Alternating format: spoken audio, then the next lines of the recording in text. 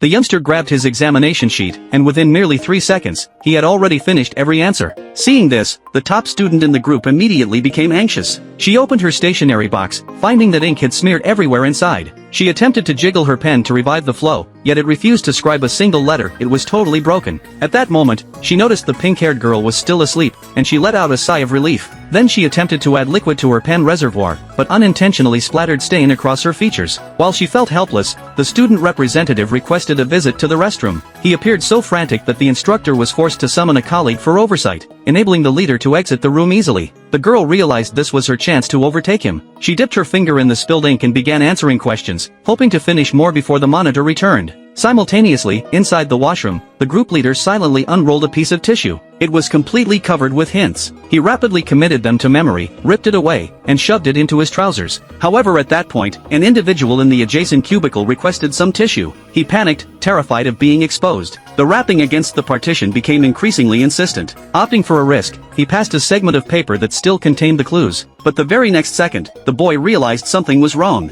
As he attempted to slip out, he found that the neighbor was in fact the headmaster. Back in class, as the leader was absent, the girl nervously wiped the stain on her face and managed to finish marking her form. Just before the exam ended, at that moment, the pink-haired girl finally woke up. Glancing at the paper, she understood she was unable to answer any questions. Thus she devised her own plan. She merely sketched a joker's face onto her response page. Within 1 minute, she was done, and she handed it in with satisfaction. The following day, as scores were revealed, the representative finished at the bottom. The girl barely passed, just enough to surpass him. When everyone wondered who ranked first, they were stunned to find the pink-haired student who slept through the test had achieved the highest score in the academy. While bewilderment and doubt swept the room, they at last perceived that the individual marking the exams was nothing but a jester.